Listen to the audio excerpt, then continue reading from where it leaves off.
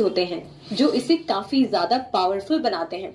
आपने नासा की रिसर्च की कभी कोई वीडियो या पिक्चर टीवी पे देखी होगी या फिर न्यूज़पेपर में देखा होगा या मूवीज में देखा होगा कि नासा या इसरो में एक अलग टाइप का कंप्यूटर यूज होता है जो काफी बड़ा होता है। बस वही है एक सुपर कंप्यूटर। इन कंप्यूटर्स को शटल को लॉन्च करने में, उसे कंट्रोल करने में और स्पेस पे रिसर्च वर्क के लिए यूज किया जाता है। इस बात से समझिए कि ये कितना पावरफुल कंप्यूटर होगा। इन कंप्यूटर्स को स्पेशली साइंटिफिक रिसर्च में यूज किया जाता है क्योंकि इनमें स्टोरेज कैपेसिटी बहुत ज्यादा बड़ी होती है। इनकी परफॉर्मेंस और प्रोसेसिंग सबसे ज्यादा हाई स्पीड और स्ट्रॉन्ग होते हैं। इसी वजह से इन्हें रिसर्च में इस्तेमाल किया जाता है और ये बहुत महंगे भी मिलते हैं। और दुनिया का सबसे पहला सुपर कंप्यूटर 1964 में बनाया गया था जिसको नाम दिया गया था CDC 6600। अब विस्तार में देखते हैं कि सुपर कंप्यूटर्स का इस्तेमाल किन किन जगहों पर होता है। तो सबसे पहले मौसम की भविष्यवाणी यानी कि वेदर फोरकास्टिंग।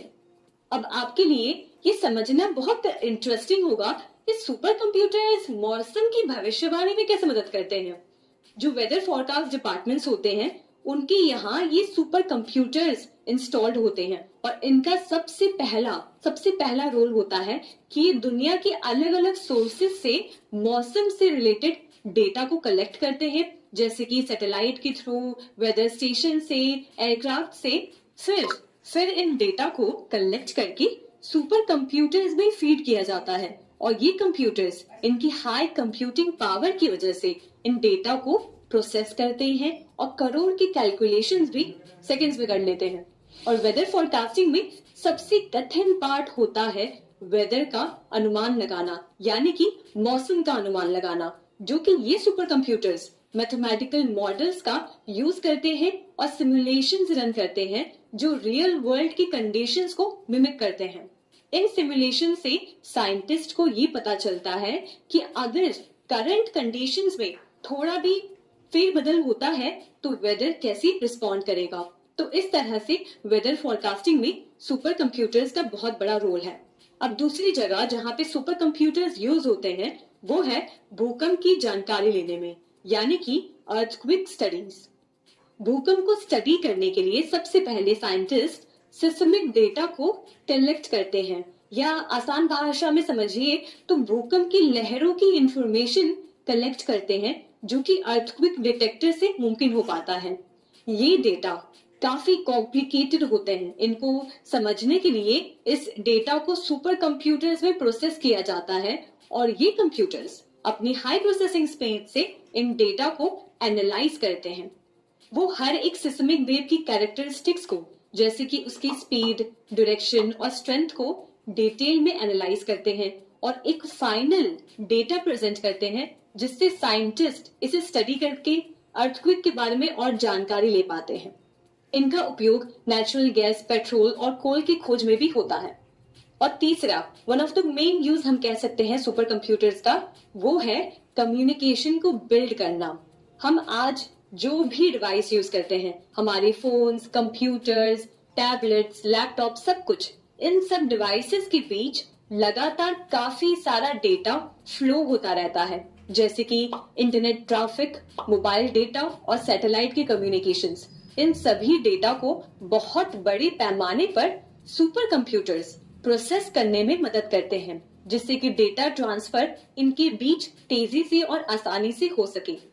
फिर ये नेटवर्क को और स्ट्रॉन्ग बनाने में हेल्प करते हैं जिससे जो भी डेटा वो स्पीड से ट्रांसफर हो रहा है, इनके बीच में कोई भी प्रकार का डेटा लूज ना हो और नेटवर्क एकदम सेफ रहे। इन कंप्यूटर्स को जहां यूज किया जाता है, इन बातों से आप समझ पा रहे होंगे कि सुपर कंप्यूटर्स का कितना बड़ा रोल है हमारे समाज, साइंस और टेक्नोलॉजी के डेवलपमेंट के लिए। ये कंप्यूटर्स हथियारों के परीक्षण और न्यूक्लियर वेपन्स के प्रभाव को जानने में भी मदद करते हैं।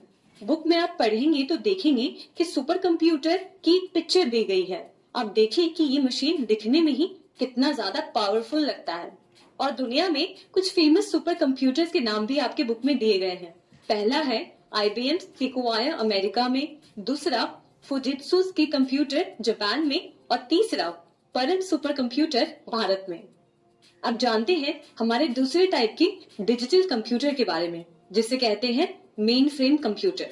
आसान भाषा में समझाऊं तो ये वो कंप्यूटर्स हैं जो कि बैंक्स, इंश्योरेंस कंपनीज और सरकारी दफ्तरों में देखने मिलेंगी। कुछ ऐसी पॉइंट्स हैं जो इनको खास बनाते हैं ताकि ये ऑफिस के कामों में इस्तेमाल किया जा सके। सबसे पहले ज्यादा क्वांटिटी में डेटा को ये हैंडल कर पाते हैं, जो कि बैंक्स और इंश्योरेंस कंपनीज में बहुत ज्यादा जरूरत है। इन कंप्यूटर्स में हाई प्रोसेसिंग पावर होती है, जिसकी वजह से ये ज्यादा कैपेसिटी वाले डेटा को स्टोर कर पाते हैं और कॉम्प्लेक्स कॉम्प्यूटेशंस काफी आसानी से कर पाते हैं, जो कि बैंकिंग और इंश्योरेंस कंपनीज में काफी जरूरी है। दूसरी चीज, इन कंप्यूटर्स में डेटा स्टोरेज की कैपेसिटी काफी ज्यादा होती है। ये टेराबाइट्स या पेटाबाइट्स तक के डेटा को स्टोर कर पाते हैं। तीसरी चीज, ये काफी ज्यादा सिक्योर्ड होते हैं। मेन फ्रेम कंप्यूटर्स को उनकी हाई सिक्योरिटी के लिए जाना जाता है। ये काफी समय तक चल सकते हैं और इनमें सेंसिटिव डेटा लूज होने का रिस्क कम होता है और क्रैश होने के चांसेस भी कम होते हैं। और मेन फ्रेम कंप्यूटर्स पर आप एक साथ कई सारे टास्क परफॉर्म कर पाते हैं और इससे परफॉर्मेंस में कोई भी कमी नहीं होती। कुछ पॉपुलर मेन फ्रेम कंप्यूटर्स के नाम है Fujitsu's ICL VME और Hitachi's Z800। आप इनको इंटरनेट पर सर्च करके जरूर देखें कि कैसे दिखते हैं और आपको इनसे रिलेटेड और भी जानकारी मिलेगी। इस तरह से मेन फ्रेम कंप्यूटर्स का बहुत बड़ा रोल है बैंकिंग और गवर्नमेंट सेक्टर्स में। अब बात करते हैं मिनी कंप्यूटर्स के बारे में। नाम से ही आपको पता चल रहा होगा कि ये कंप्यूटर्स साइज में छोटे होते हैं। मेन फ्रेम कंप्यूटर से छोटे होते हैं और पर्सनल कंप्यूटर से बड़े होते हैं। ये पर्सनल कंप्यूटर से ज्यादा प्रोसेसिंग पावर और स्टोरेज कैपेसिटी रखते हैं और इनका यूज मिड स्केल बिजनेसेस और छोटे व्यापारों और स्कूल में होता है।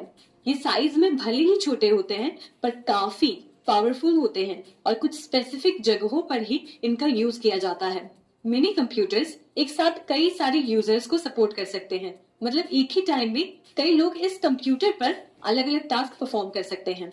मान लीजिए एक छोटा व्यापार है जो अपनी इन्वेंट्री को एफिशिएंटली मैनेज करना चाह रहा है, तो इस जगह पे उन्हें मिनी कंप्यूटर काम आएगा। इस कंप्यूटर से वो एक ही जगह पर अपनी सारी इन्वेंट्री स्टोर कर पाएंगे और साथ ही साथ एक ही समय पर मल्टीपल एम्प्लॉयज इसे यूज कर सकते हैं। ये मिनी कंप्यूटर्स स्कूल में भी हेल्प करती है, जहाँ स्टूडेंट्स को प्रोजेक्ट्स पर काम करना होता है। यहाँ एक मिनी कंप्यूटर मल्टीपल स्टूडेंट्स को एक साथ कंप्यूटर रिसोर्सेज को एक्सेस करने की सुविधा देता है, जिससे कि सभी को अपना काम इफेक्टिवली करने का मौका मिले। इन एग्जाम्पल से आप समझ पाए होंगे कि कैसे mini computers mid range task को परफॉर्म करने में हेल्प करते हैं और इनका किन सेक्टर्स में क्या रोल होता है। कुछ मिनी कंप्यूटर्स के नाम है K202, टेक्सास इंस्ट्रूमेंट, TI-990 और SDS-92। अब बढ़ते हैं चौथे और आखिरी टाइप के कंप्यूटर की तरफ, जो है माइक्रो कंप्यूटर्स। इसमें वो घर पर, ऑफिस में अपने पर्सनल यूज के लिए यूज करते हैं। Desktop computers, laptops, PDAs, tablets और स्मार्टफोन्स, ये सब डिवाइसेस आपके माइक्रो कंप्यूटर्स हैं।